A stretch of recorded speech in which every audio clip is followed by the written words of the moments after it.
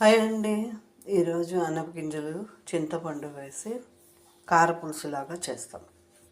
ఇప్పుడు స్టార్ట్ చేద్దాం. అనప గింజల్ని కుక్కర్లో పెట్టేసి వంకాయ ఉంటే కూడా దీంట్లో వంకాయ వేసుకోవచ్చు, కరోడు ఉంటే కూడా వేసుకోవచ్చు, బాగుంటుంది.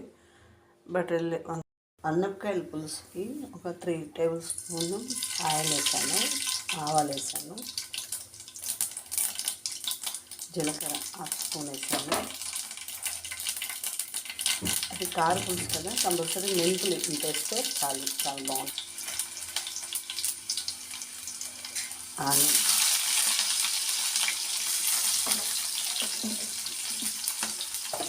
ఆయిల్ కొద్దిగా ఎక్కువ వేసుకోవాలి దానికి, అప్పుడు బాగుంటుంది కర్రీ. చాలా సింపుల్ అండ్ ఈజీ అనమాట ఇది. వేస్తే చింతపండు కొద్దిగా నానబెట్టుకున్నాను. ఇప్పుడు టమాటా, పెద్ద టమాటా ఫ్రై చేసేసాను.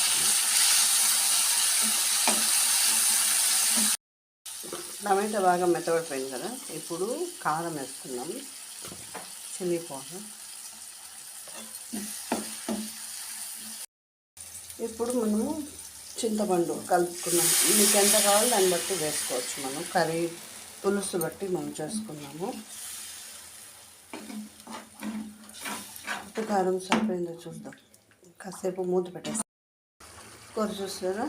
ఇప్పుడు మనము దీనికి ఈ గింజలు వేస్తాం.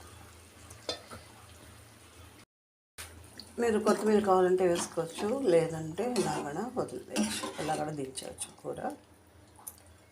కాసేపు ఉడకనిద్దాము. ఇప్పుడు కారం ఉప్పు ఇప్పుడు సరిపోయిందో చూసుకుందాం, ఎందుకంటే గింజల్లో కూడా ఫైనల్ టచ్.